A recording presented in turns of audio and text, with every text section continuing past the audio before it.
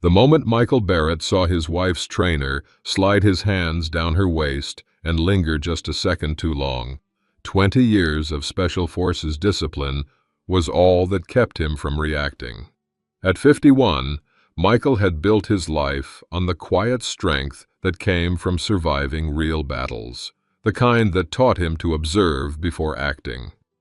As Ryan flexed his muscled physique and smirked toward Michael, the whispered words carried across the gym.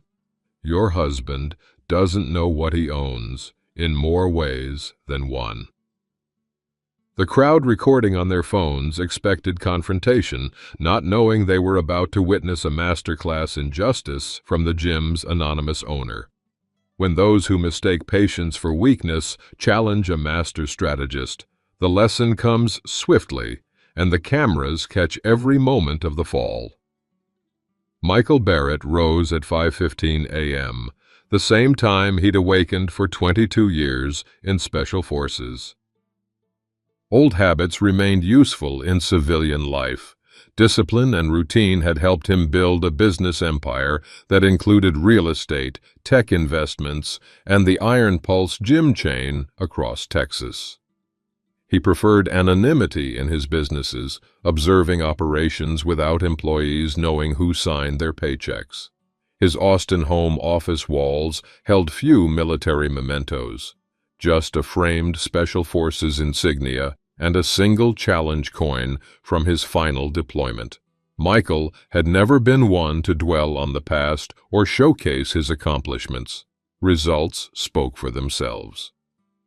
The security feed from Iron Pulse's flagship location downtown cycled through on his monitor, a daily review habit. He paused when he noticed Laura entering at 6:30 a.m., an hour earlier than her usual Thursday session with Ryan, the gym's popular personal trainer. Something in her body language caught his attention, a slightly furtive glance around the entrance, the way she adjusted her new designer workout clothes. 20 years of reading environments for threats had made observation second nature. His phone rang. "Barrett," he answered. "Morning, sir," said Marcus, his operations manager. "Quarterly reports are ready for review. Should I send them through now?" "Yes, but remove my name from all the materials before distribution to location managers. Same protocol as always." "Understood," remaining the invisible owner. Marcus chuckled. "Most bosses want their name on everything. I prefer to see how people behave when they don't know who's watching." Michael ended the call and headed downstairs. Laura was preparing coffee in their kitchen, her blonde hair pulled into a perfect ponytail, her makeup subtle but flawless for a gym session. "You're up early," Michael commented, accepting the coffee she handed him. "Ryan thinks morning sessions will give better results," she said, not quite meeting his eyes. "The gym's quieter then." Michael nodded. "I might stop by sometime to see your progress." "Oh, you'd be bored," Laura said quickly, "and you're always so busy with the investment portfolio." 7 years of marriage had taught Michael her patterns. They'd met at a charity gala. He'd been drawn to her vivacity, she to his quiet confidence and stability. Lately, though, something had shifted.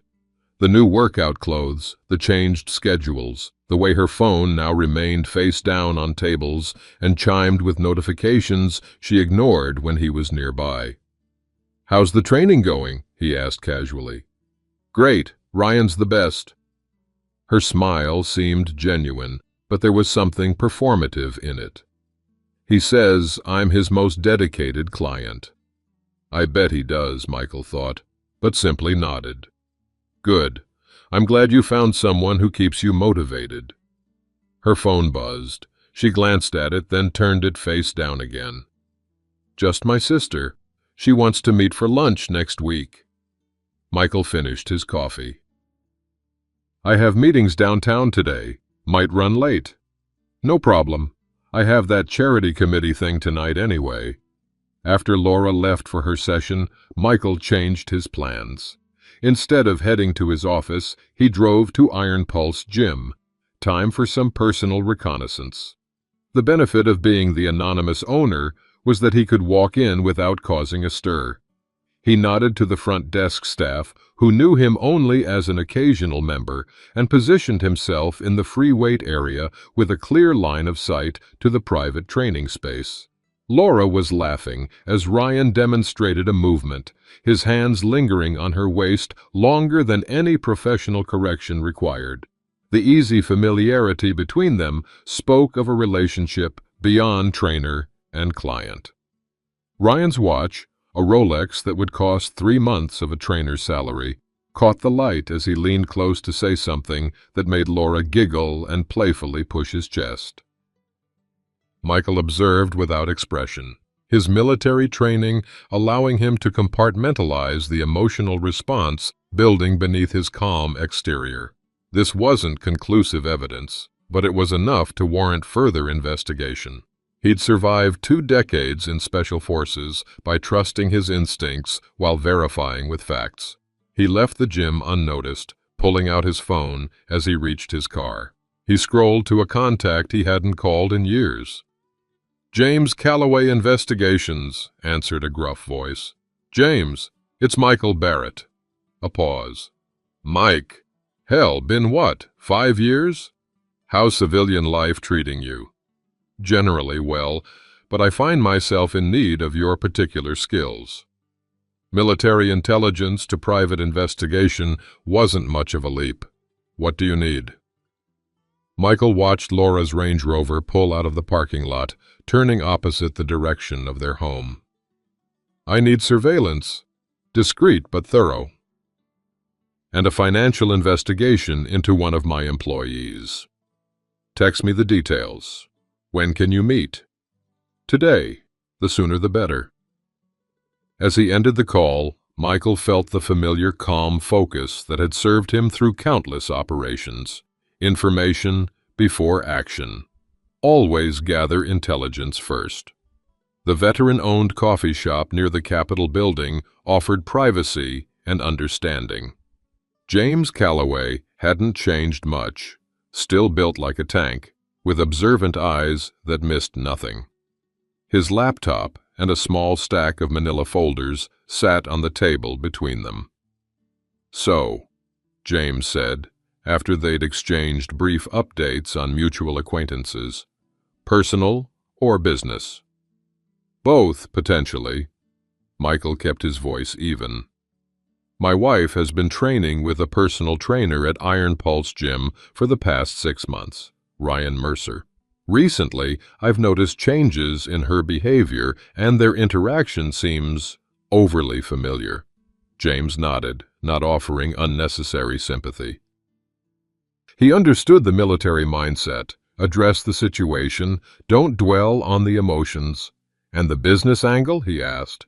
"I own Iron Pulse, anonymously. Mercer doesn't know he works for me." Michael slid a flash drive across the table. "That contains his employment records, schedule, and client list." James raised an eyebrow. "Anonymous ownership. Smart for situations exactly like this." "I want confirmation of any inappropriate relationship, times, locations, photographs, standard package." "And the financial investigation?" Michael's eyes narrowed slightly. "His visible lifestyle exceeds what his salary should support. New Rolex, designer clothes. I want to know if he's skimming from the business." James typed notes into his laptop. "Full surveillance on both targets, financial audit trail. Timeline? I need preliminary findings within a week. Whatever you find, I want ironclad documentation that would stand up in court." "Understood." James studied his old friend's face. "You're handling this very methodically." "Is there another way to handle betrayal?" Michael asked, his voice betraying no emotion. "Most men would be breaking things by now." A ghost of a smile touched Michael's lips. "Breaking things rarely improves tactical position. Information first, then strategic action." Same old Mike. James nodded with approval. I'll start immediately. Daily updates by encrypted text. As they parted, Michael returned to his regular schedule. During the next 3 days, he maintained perfect normalcy with Laura, while methodically examining the gym's financial records at night after she'd gone to bed. In his home office, Michael noted discrepancies that grew more concerning with each spreadsheet. Cash payment reconciliations were off by over $4,000 last month alone. Personal training sessions had been logged but never entered into the payment system. Ryan's client list showed the highest irregularity rate. His secure phone buzzed with a text from James. Preliminary confirmation. Meeting tomorrow, 10 a.m., Barton Creek Trail. Michael deleted the message and continued his financial analysis. He sent a carefully worded email to Diane Reynolds, the gym's accountant, requesting clarification on several discrepancies without revealing his ownership. Her response came within hours. Mr. Barrett, as the financial consultant you hired, I should mention I've noticed these patterns for months. Management hasn't taken my concerns seriously. Would you like me to prepare a comprehensive report? He sent a single-word reply, yes. The next morning, Michael parked at the trailhead by Barton Creek. James was already waiting in his nondescript SUV. He handed Michael a sealed envelope. 3 meetings outside scheduled training this week, James reported. Yet Tuesday afternoon, West 6th Street Royale Hotel. Wednesday lunch at a cafe in South Congress. This morning, breakfast at her supposed sister meeting. Michael examined the photos without changing expression. Laura and Ryan embracing in the hotel parking lot, holding hands across a restaurant table. His wife laughing as Ryan kissed her neck outside a cafe. The financial angle? Michael asked, his voice steady. Regular cash deposits to his account, never matching paychecks. Always after private training sessions with specific clients, mostly married women. He's running some kind of scheme, possibly charging sessions off books. Michael nodded. Continue surveillance. I need comprehensive documentation. There's more. James handed him a small audio recorder. Gym locker room conversation yesterday. Thought you should hear it. Michael pressed play. Ryan's voice came through clearly. Got her wrapped around my finger. She thinks we have a future. A laugh. Meanwhile, her husband has no idea what's happening in his own house. These older guys, man. All money, no clue. Another voice. You're playing with fire, bro. What if he finds out? That's stiff. Please. Military types are all routine, no imagination. By the time he figures it out, I'll be long gone, with a nice chunk of cash and maybe a divorce settlement share. Michael clicked off the recording, his expression unchanged. Keep following them. I want to know everything, where they meet, what they say, what they spend. And then? Then I'll decide how to proceed. Michael's voice was calm, but his eyes had hardened to flint. Tactically. Over the next week, Michael lived 2 separate lives, the oblivious husband at home and the methodical investigator with James. The financial audit from Diane confirmed his suspicions. Ryan had embezzled nearly $87,000 through a sophisticated skimming operation, targeting wealthy clients who paid in cash for special training sessions. The surveillance photos grew more damning. Hotel visits, intimate dinners, text messages James had intercepted through Laura's cloud backup were explicit and mocking. Michael absorbed it all with the detachment he'd learned in combat, processing information without letting emotion cloud judgment. He was building his strategy, waiting for the right moment to act. That moment came sooner than expected when he arrived home early one afternoon and heard Laura's voice from the backyard patio. He doesn't suspect a thing, she laughed into her phone. too busy with his businesses to notice what's happening right under his nose. Michael stood silently by the open patio door. "I know, it's almost too easy," she continued. "He thinks I'm at my sister's this weekend, but I've already packed for our trip." A pause, then, "Ryan, stop. Yes, he's good to me, but good gets boring. I need exciting, and he's just old." Reliable, but old. Michael stepped away silently, the final confirmation settling like a cold weight. This wasn't just betrayal, it was contempt. That changed everything. He texted James, "Compile everything. Meet me at my attorney's office tomorrow morning." Then he called his lawyer. "David, I need divorce papers prepared by tomorrow morning, and I'll need you to bring them to a specific location when I call. I'm also terminating an employee for embezzlement. I'll need those documents as well." He ended the call and stared at the wedding photo on the wall, feeling not rage, but a cold, clarifying purpose. Special Forces had taught him that when ambushed, the response determined survival. He would respond with precision and finality. Michael sat across from David Harmon, his attorney of 15 years, in the law firm's glass-walled conference room. Between them lay 2 stacks of documents, divorce papers, and employee termination forms. James Calloway stood by the window, his investigative report open on a tablet. "The evidence is comprehensive," David said, adjusting his glasses. "The affair has been documented over 6 weeks with photographic evidence, hotel receipts, text message records. The embezzlement is equally well documented."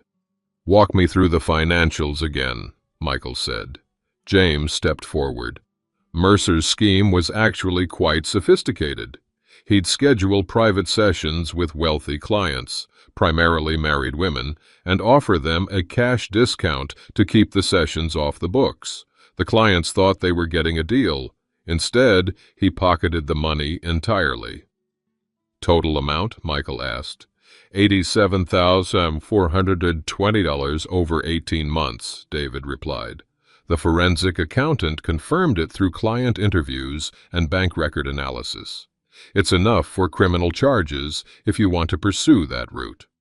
"Let's hold that in reserve," Michael said. "What about the divorce strategy?" David tapped the papers before him. "Texas is a no-fault state, but the infidelity documentation strengthens our position regarding asset division. Given the duration of your marriage and the prenuptial agreement, Laura's claim to your business assets is limited. The evidence of her affair further weakens any claim beyond the prenup terms." Michael nodded. "Timeline for finalization?" "Minimum 60 days after filing, but given the evidence, I don't anticipate successful challenges." Michael studied the hotel photos dispassionately. Laura and Ryan entering the West 6th Street Royale. The timestamp showing a 3-hour stay during what was supposedly a charity committee meeting. "And this is all admissible?" he asked. "Completely," James confirmed. "Texas is a one-party consent state for recordings. The surveillance was conducted in public spaces. The financial audit was authorized by you as the business owner." Michael made his decision. "I want to handle this tomorrow. Laura told me she's meeting her sister for breakfast, but surveillance confirms she's meeting Ryan at the gym at 7:30 a.m. "You want me to serve the papers there?" David asked, surprised. "No, I want you to bring them there after I confront them both. I'll text you when to arrive." David and James exchanged glances. "Mike," James said carefully, "what exactly are you planning?" "A tactical response appropriate to the situation." Michael's voice remained calm. "No violence, no loss of control, just consequences delivered where the violations occurred." "The gym is your property," David reminded him. "You have every legal right to be there and to terminate an employee stealing from you." "I'm aware." Michael gathered the photos into a folder. James, I need you present as witness to the evidence presentation. David, be ready with the papers when I text. I'll have the gym manager prepared with the termination documents. And after? James asked. And after I rebuild. Michael stood, signaling the end of the meeting. One last thing. I want security personnel on standby. Not for me, for them. That evening, Michael maintained his usual routine at home. He and Laura ate dinner together, discussed mundane topics, and watched a documentary about marine life. To anyone observing, it would appear to be an ordinary evening for a long-married couple. Only when Laura mentioned her breakfast with Jessica did Michael's eyes briefly harden before he controlled his expression. Have a good time, he said. I've got an early meeting myself. Later, alone in his study, Michael called Marcus, his operations manager. I need something unusual tomorrow morning, he began. I'll be coming to the downtown location at 7:15 a.m. The manager needs to be ready with termination papers for Ryan Mercer. The trainer? What's happened? Marcus asked. Financial audit confirmed he's been stealing from us. Nearly $90,000. Jesus, should we call the police? Not yet. I want to handle this personally first. You're going to reveal yourself as the owner? Marcus sounded surprised. Yes. It's time for the invisible owner to become visible. Have security on standby, but discreet. And Marcus, this stays between us until tomorrow. Understood, sir. Michael ended the call and opened his safe, removing a small recording device. He transferred selected audio files from James's surveillance, conversations between Laura and Ryan mocking him, discussing their plans, laughing about his ignorance. Next, he prepared a USB drive with financial evidence from the audit. Each step methodical, each decision strategic. This wasn't about emotion. It was about justice and consequences. Before bed, he sent one final text to James and David. 7:30 a.m. Iron Pulse downtown location. Be ready. Michael slept soundly, the deep rest of a man who has made his decision and accepted all possible outcomes. When his alarm sounded at 5:15 a.m., he rose with the same disciplined calm he'd maintained through countless missions. In his private gym in the basement, he performed a brief, focused workout, not from vanity, but from the need for physical clarity. The routines from his military days centered him, controlled the adrenaline that naturally came before conflict. He showered, dressed in a tailored charcoal suit that subtly emphasized his still powerful build, and selected a watch Laura had given him on their 5th anniversary. A final irony. As he drove toward downtown Austin in the early morning light, Michael focused on his objectives with military precision. Document the betrayal, expose the theft, deliver consequences, establish new boundaries. Through his windshield, he could see Iron Pulse Gym's distinctive blue signage. In the parking lot, he noted Laura's Range Rover already present. James's nondescript vehicle was positioned with a clear view of the entrance. David's Tesla would arrive when summoned. Michael parked, straightened his tie, and walked toward the entrance with measured steps. The invisible owner was about to reveal himself, and nothing would be the same after today. Michael paused at the gym entrance, taking a moment to survey the environment through the glass doors. Early morning clients worked out in the main area, young professionals before office hours, dedicated fitness enthusiasts establishing routines, normal people with normal lives. His gaze shifted to the private training area where Ryan typically worked with his exclusive clients. There they were, Laura in her new designer workout clothes, laughing as Ryan demonstrated a movement, standing closer than any professional trainer should. Michael's phone vibrated with a text from James. In position. Northeast corner of parking lot. Ready when you are. He texted back a single word. Proceed. Inside, Michael nodded to the front desk staff, who recognized him as an occasional member. The manager, Elise Chen, approached immediately, her expression professionally neutral despite knowing what was about to happen. "Mr. Barrett," she said quietly, "everything is prepared as requested." "The documents?" "In my office. Security is on standby, plain clothes positioned as members." "Good. Stay close, but give me space for the initial conversation." Michael moved through the gym with unhurried confidence, acknowledging a few regular members with brief nods. He positioned himself near the water station with a clear view of Ryan and Laura. Ryan spotted him first. A flash of annoyance crossed the trainer's face at the interruption before he plastered on his professional smile. "Good morning, sir," Ryan called. "Laura and I are just finishing up her session."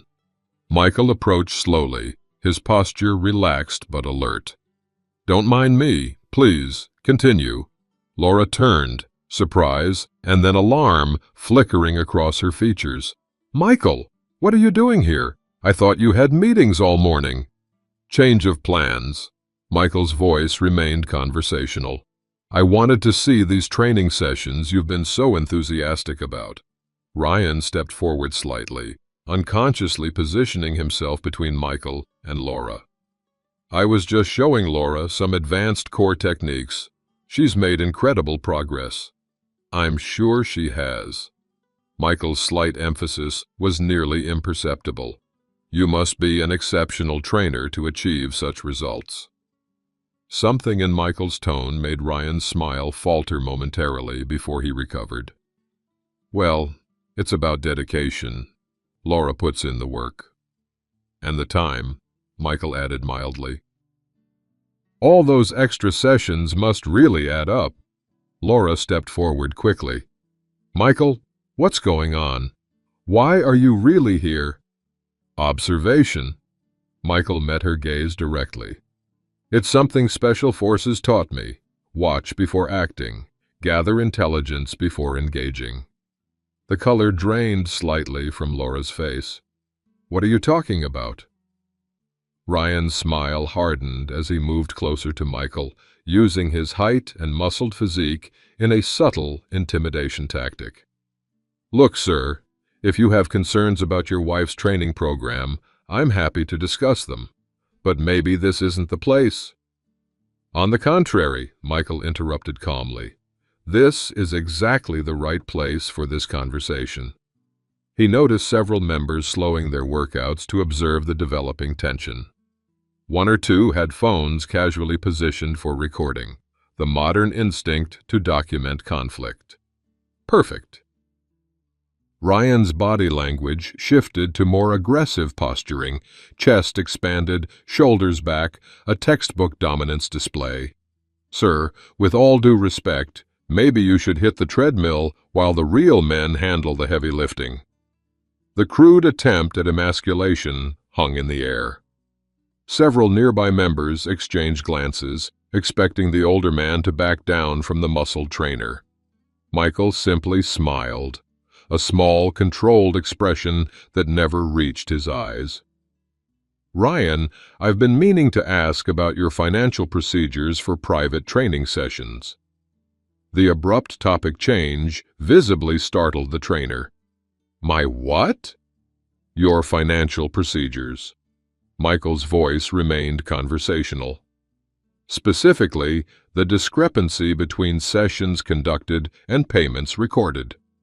Ryan's expression flickered between confusion and the first hints of alarm. "I don't know what you're talking about." "Who exactly are you?" "He's my husband," Laura cut in, attempting to regain control of the situation. "And Michael, this is inappropriate. Whatever you're implying—" "I'm not implying anything," Michael interrupted, his calm unbroken. "I'm stating facts, facts supported by evidence."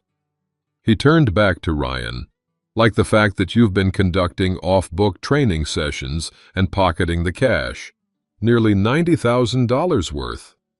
The gym had grown quieter, more members openly watching now. Ryan's face hardened. "That's a serious accusation," he said, voice lower. "You should be careful throwing around claims like that." "I'm always careful," Michael replied. "Careful and thorough." Ryan stepped closer, deliberately entering Michael's personal space.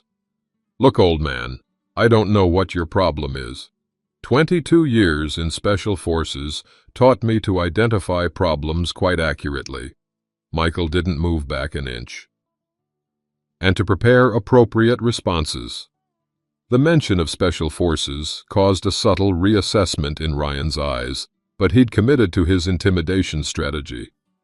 Several phones were now openly recording as he placed a hand on Michael's chest, pushing slightly. "Why don't you take your paranoid accusations somewhere else before you embarrass yourself?" Michael looked down at Ryan's hand, then back to his face. "I'd suggest you remove your hand." "Or what?" Ryan smirked, pushing a little harder.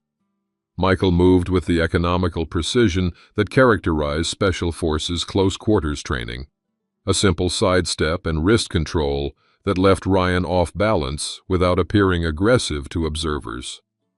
"Or you'll continue demonstrating poor judgment," Michael finished calmly. Ryan recovered, face flushing with anger and embarrassment. "You're asking for it, old man." He lunged forward with a more aggressive shove. Michael deflected it with minimal movement, causing Ryan to stumble past him. The trainer's momentum carried him into a weight rack with a loud clatter. The gym was completely silent now, all pretense of normal workouts abandoned. Laura stood frozen, eyes wide with shock. 22 years of combat training emphasizes efficiency, Michael commented. "Would you like to try again, or shall we discuss the real issue here?" Ryan straightened, fury replacing calculation. "You think you know something? You don't know anything." He charged forward again. This time, Michael used a simple redirection technique that left Ryan sprawled on the floor mat, the trainer's superior size and strength rendered irrelevant by precise technique. "Michael, stop this!" Laura finally found her voice, rushing forward. "This is insane. What are you doing?" "Addressing a situation that needed addressing," Michael replied evenly. "Both personal and professional." Ryan scrambled to his feet, his carefully cultivated image of physical dominance shattered. "What the hell are you talking about, professional?" On cue, James Calloway appeared at the edge of the gathered crowd, manila folder in hand. "I believe he's referring to this, Mr. Mercer." "Who the hell are you?" Ryan demanded. "James Calloway, private investigator." James handed the folder to Michael. "Former military intelligence. Everything's documented as requested, Mr. Barrett." The use of Michael's name with such deference caused a ripple of confusion among the onlookers. Laura's expression shifted from indignation to growing alarm. "Michael, please," she said, lowering her voice. "Whatever you think is happening, we can discuss this privately. This public scene is unnecessary." "Privacy wasn't your concern during your hotel visits with Ryan," Michael replied, opening the folder. "Or during your phone conversations mocking our marriage." The blood drained from Laura's face. "What are you talking about? What hotel visits?" Michael removed several photographs and held them where both Laura and Ryan could see them clearly. "Tuesday afternoon, West 6th Street, Royale Hotel. Last Thursday, extended stay on Congress. Yesterday morning, when you were supposedly having breakfast with your sister." Laura's denial died on her lips as she saw the irrefutable evidence, herself and Ryan embracing in parking lots, entering hotel rooms, holding hands across restaurant tables. These must be doctored," she stammered. "Who is this man? What are you doing?" James Calloway, private investigator, James repeated. Former military intelligence. These are undoctored surveillance photographs from the past 3 weeks. Ryan had gone very still, his eyes fixed on the photos. You had us followed. That's crazy. That's standard procedure when investigating embezzlement and potential litigation matters, Michael cut in smoothly. The word embezzlement hit Ryan like a physical blow. What did you say? Michael looked directly at him. The affair is only part of this, Ryan. Should we discuss the money next? The gym manager, Elise, stepped forward with a tablet. Mr. Barrett, I have the financial documentation you requested. Barrett? Ryan repeated, confusion clear on his face. Wait, you're… Michael Barrett, Michael confirmed. Founder and owner of Iron Pulse Gym, your employer. The revelation sent a visible shockwave through the watching crowd. Ryan's face drained of color entirely. That's not possible, he whispered. The owner is some investment group. Barrett Holdings is the investment group, Michael explained.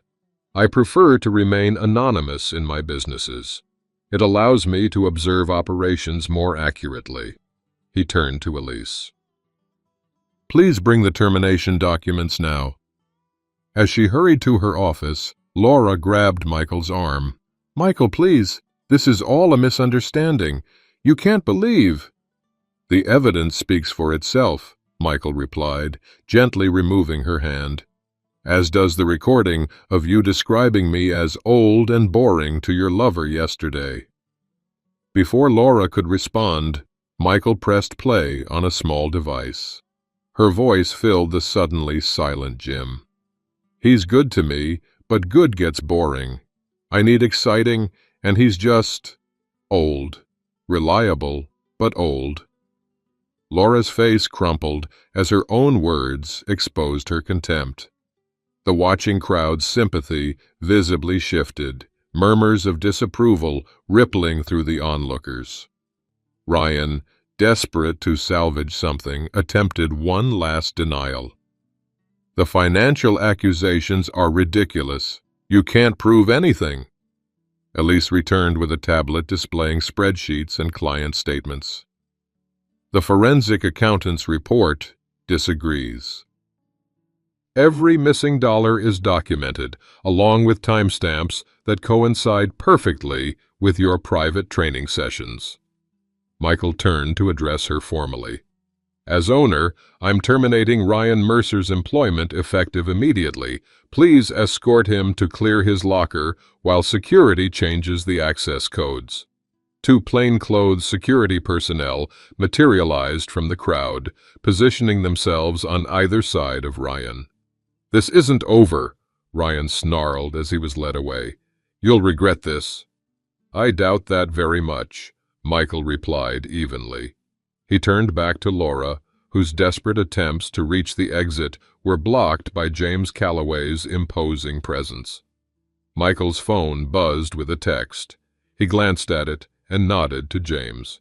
It's time for the final step. The main floor of Iron Pulse Gym had transformed into an impromptu arena. Members formed a loose circle, many openly recording with phones.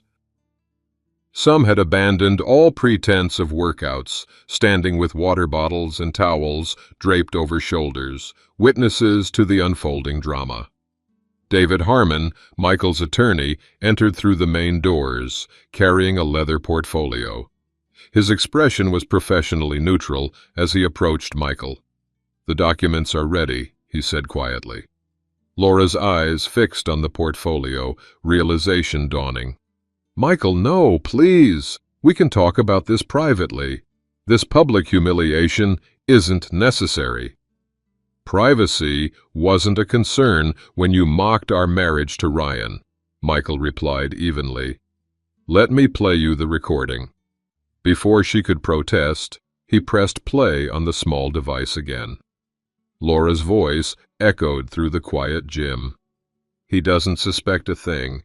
Too busy with his businesses to notice what's happening right under his nose. I know, it's almost too easy. He thinks I'm at my sister's this weekend, but I've already packed for our trip. Then Ryan's voice. By next month, we'll have enough saved to make our move. Between what I've been putting aside and what you'll get in the divorce. Laura lunged for the device, but Michael simply raised it out of reach. There are hours more. Quite comprehensive. This is cruel, she hissed, tears forming. I made a mistake. We can work through this. In light of the evidence presented, Michael said formally, I'm filing for divorce on grounds of infidelity. David opened the portfolio, revealing the legal documents. Mrs. Barrett, these papers outline the dissolution of marriage. The terms adhere to your prenuptial agreement with provisions regarding the recent discovery of infidelity. Laura's face shifted from pleading to cold calculation. You won't get away with this public humiliation. I'll take you for everything. The prenup is quite clear, David interrupted smoothly.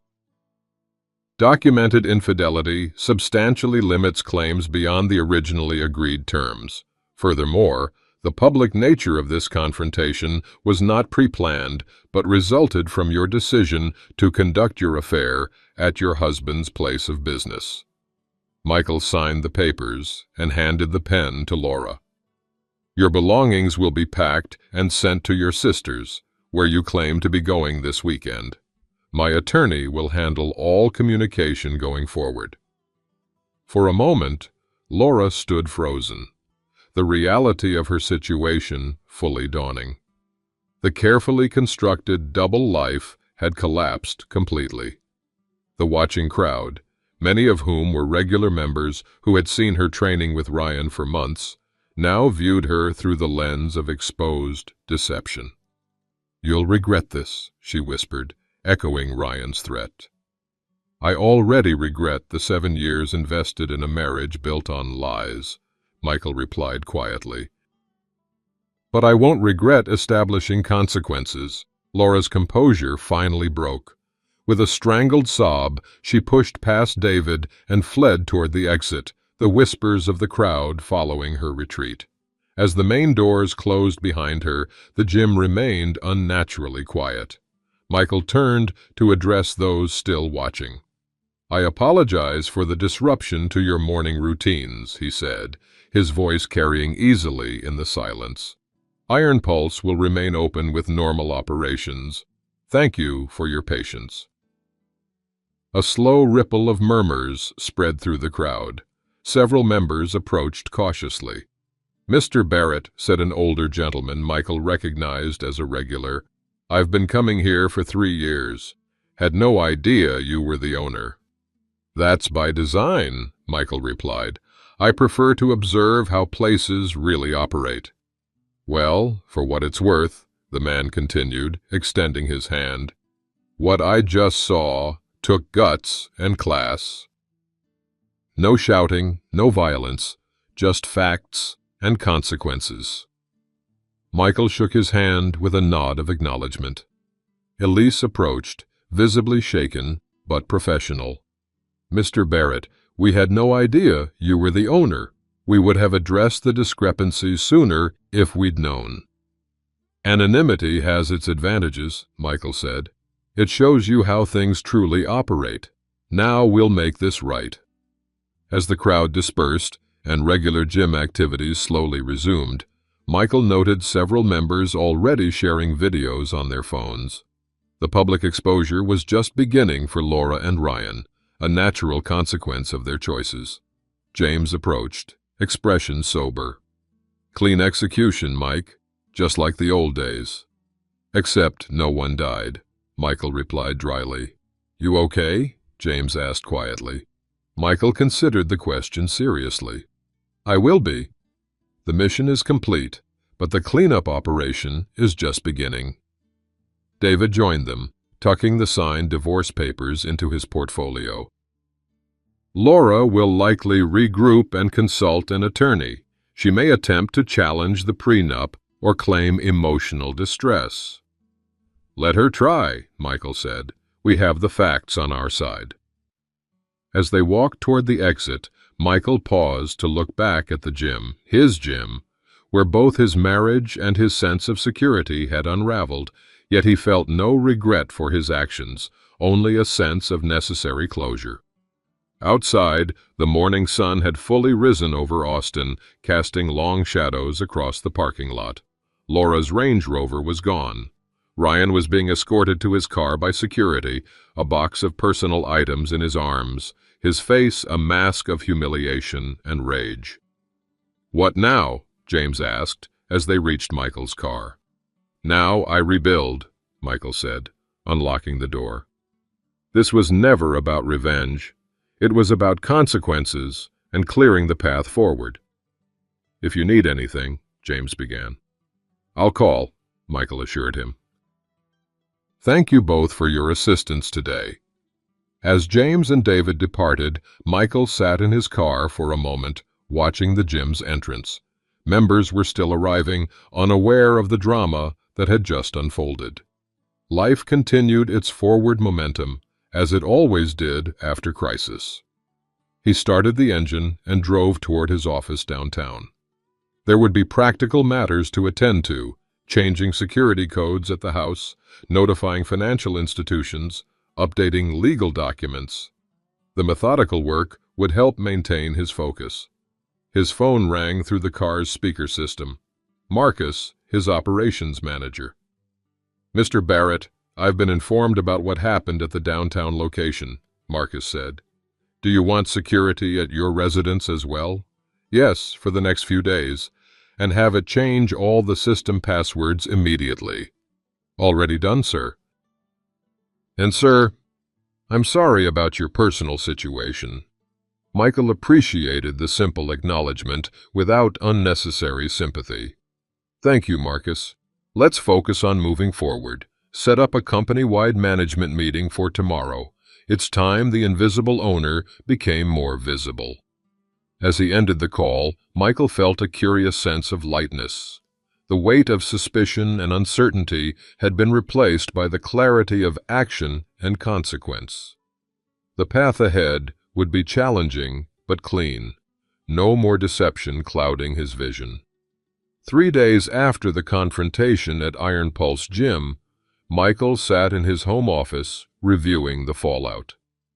The videos had spread across Austin's social media circles, creating exactly the kind of exposure Laura and Ryan had feared most. Their affair and Ryan's embezzlement were now public knowledge, their reputations in tatters. Michael had moved methodically through the practical aspects of separation, changing locks, securing accounts, establishing new routines. The military discipline that had defined his career now guided his personal reconstruction. His phone buzzed with a text from David. "Laura has retained counsel, claims emotional distress and public humiliation, wants to challenge prenup." Michael wasn't surprised. It was a predictable counterattack, one he'd anticipated when planning the confrontation. "Proceed as discussed," he texted back. "No settlement offers." He turned back to his computer, reviewing the changes being implemented across the Iron Pulse chain. The anonymous owner was now known to all managers and staff, creating a new culture of accountability.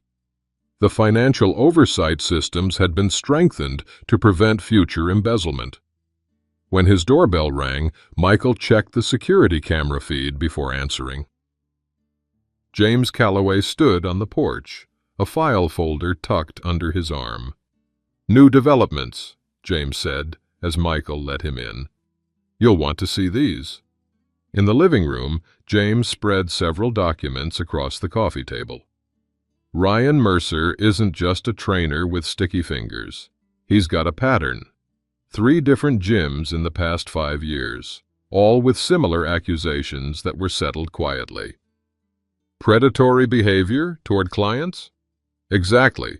Always married women with wealthy husbands. Always combined with financial irregularities. James tapped a police report.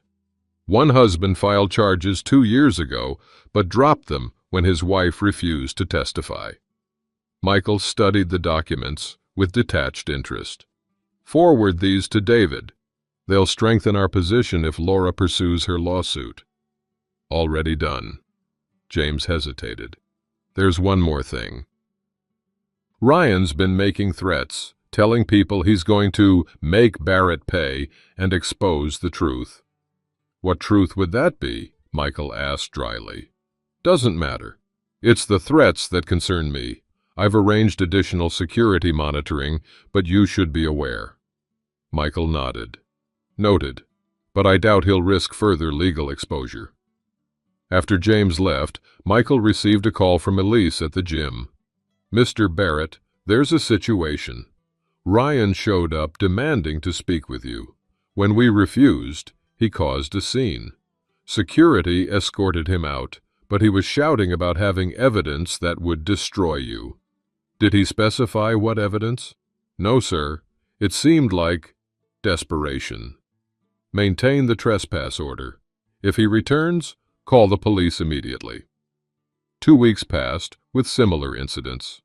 Ryan's increasingly erratic behavior, showing up at the gym, sending threatening emails, posting accusations online, only strengthened Michael's legal position. Each outburst was documented, building a case for harassment.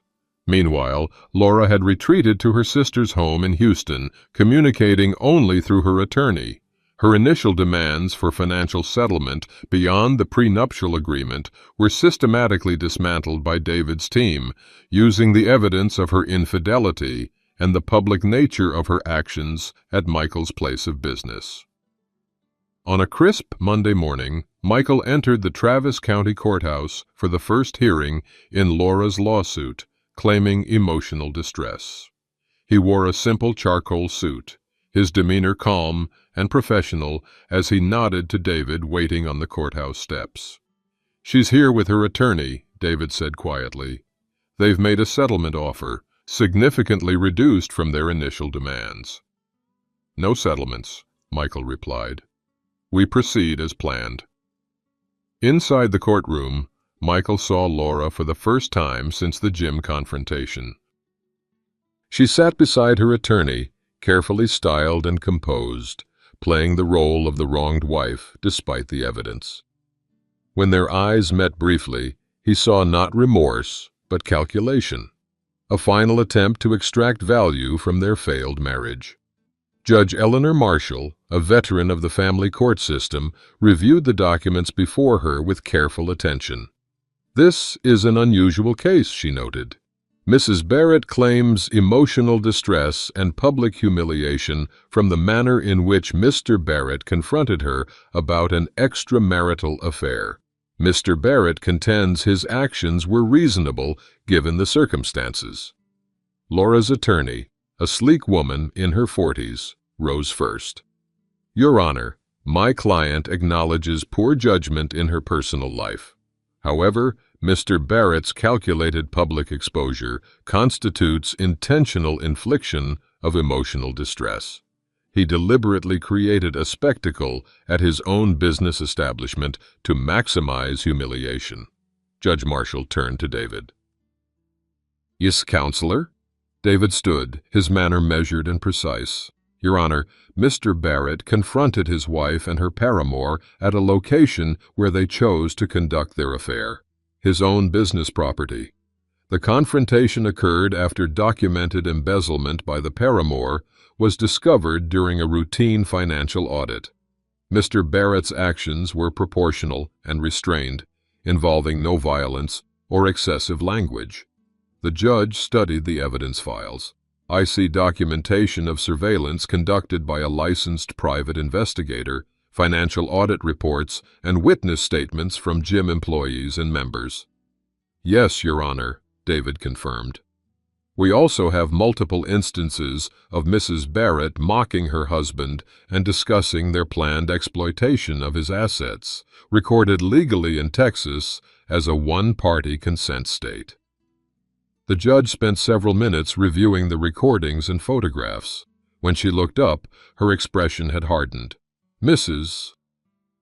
Barrett, your lawsuit claims your husband intentionally caused you emotional distress, yet the evidence clearly shows you chose to conduct an affair at his place of business with an employee who was simultaneously embezzling from that business." She removed her glasses. "The court finds your claim without merit. Case dismissed." Laura's composed facade cracked. "This isn't fair.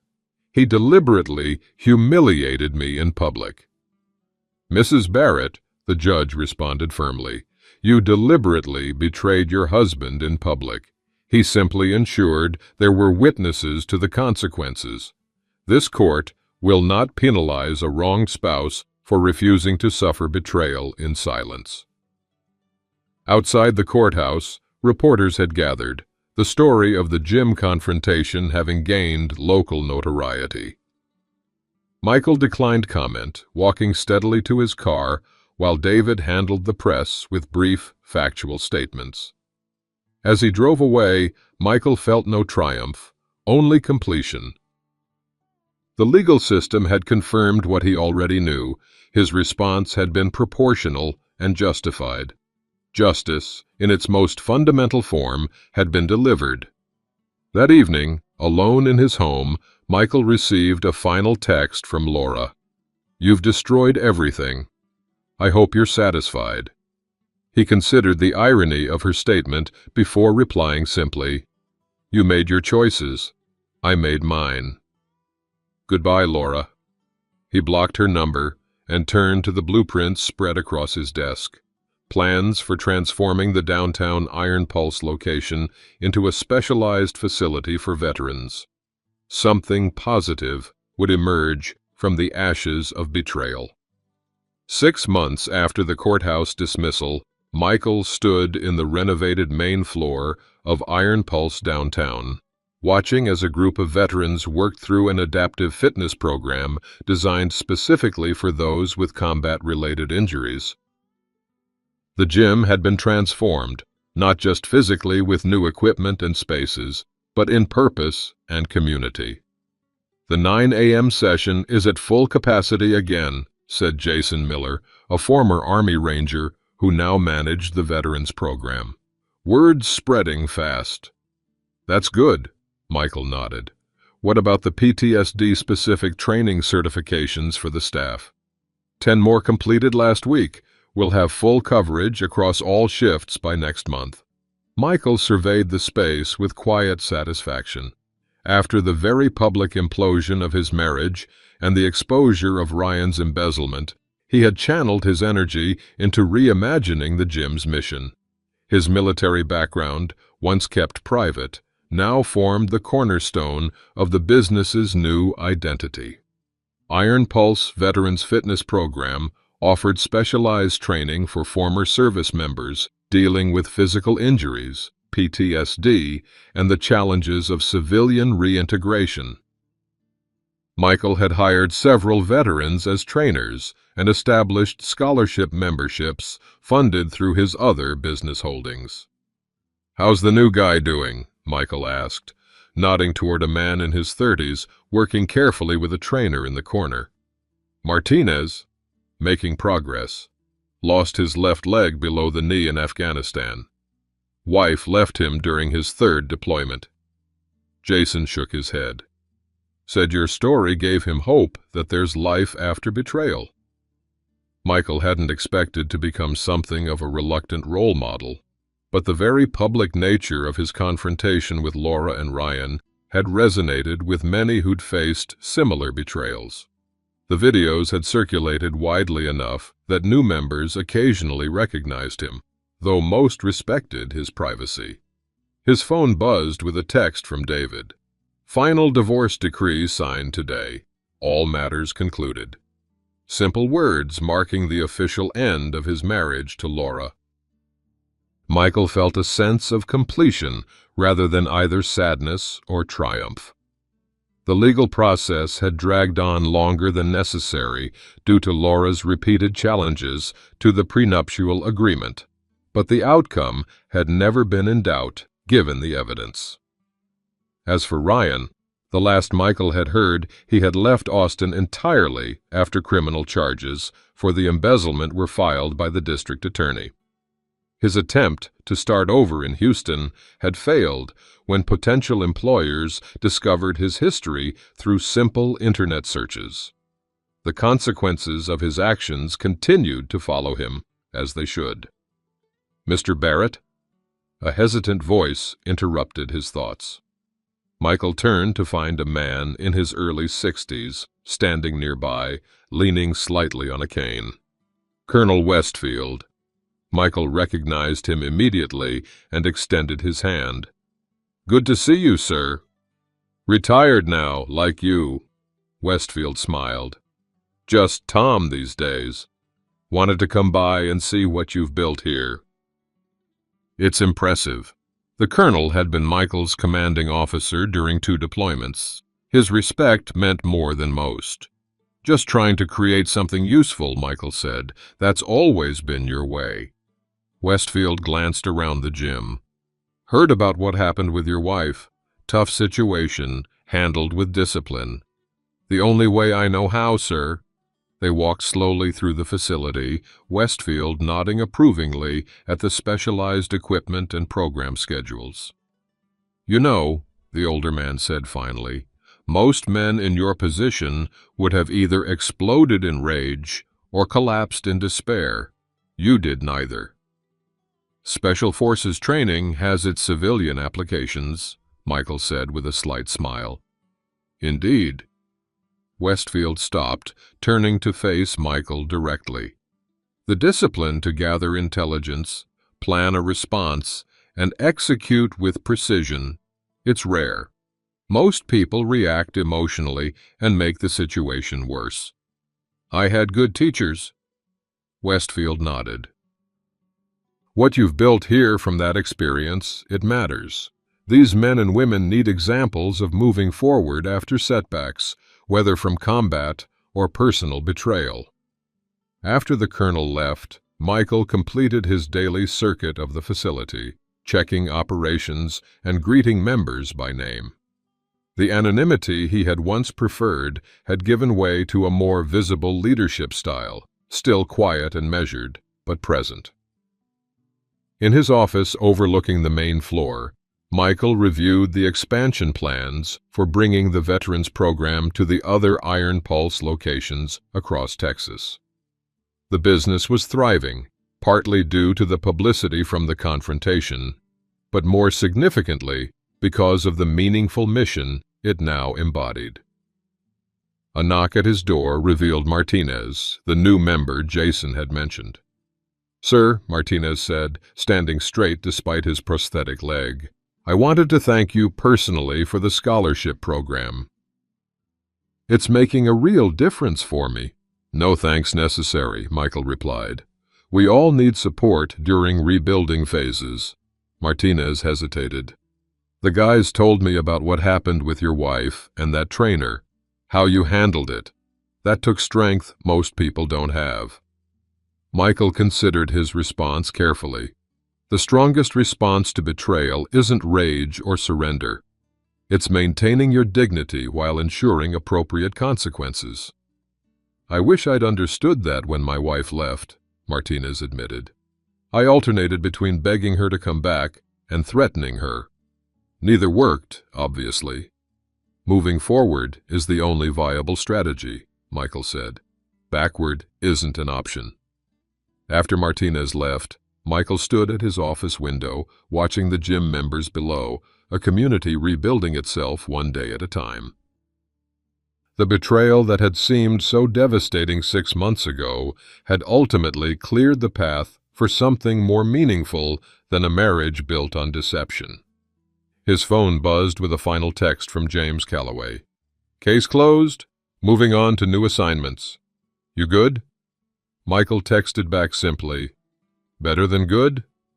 At peace." And he was. The invisible owner had become visible not just to his business, but to himself, stronger for having faced betrayal with dignity and purpose rather than either vengeful rage or passive acceptance. As the afternoon light streamed through the windows, illuminating the veterans working to rebuild their lives below, Michael Barrett recognized that sometimes the greatest victory isn't in avoiding betrayal, but in how you choose to rise above it. Looking back on that morning at Iron Pulse Gym 1 year ago, I realize now that betrayal often reveals more about us than about those who betray us. When Laura and Ryan's deception was laid bare, I had a choice: react with destructive rage, collapse in self-pity, or respond with strategic dignity. 22 years of Special Forces training had prepared me for that moment more than I knew. Many have asked if I regret the public nature of the confrontation. I don't. Sometimes the truth needs witnesses, not for vengeance, but for clarity. When deception has thrived in shadows, only sunlight can truly disinfect. The cameras that recorded that morning didn't capture humiliation. They documented consequences rightfully delivered. The greatest revelation wasn't Laura's infidelity or Ryan's theft. It was discovering that the discipline that had served me in combat would prove equally valuable in civilian crisis. Patience, strategic thinking, and proportional response aren't just military concepts. They're wisdom applicable to our deepest personal wounds. What began as betrayal has transformed into purpose. The veterans who train here daily remind me that rebuilding after devastation, whether from war or personal betrayal, requires the same elements: honesty about what was lost, strategic planning for what comes next, and disciplined execution of the rebuilding process. For those facing similar betrayals, remember this: your response defines you more than the betrayal itself. Rage feels powerful, but builds nothing. Strategic dignity may feel less satisfying in the moment, but creates a foundation for genuine renewal. When someone shows you disrespect, the strongest answer isn't a shouted rebuttal, but a life well lived on your own terms. Share this perspective with someone who needs to remember that experience and patience often triumph over youth and arrogance. True strength isn't measured in sudden outbursts, but in the quiet dignity of measured response, a lesson worth passing on to those still learning life's difficult truths.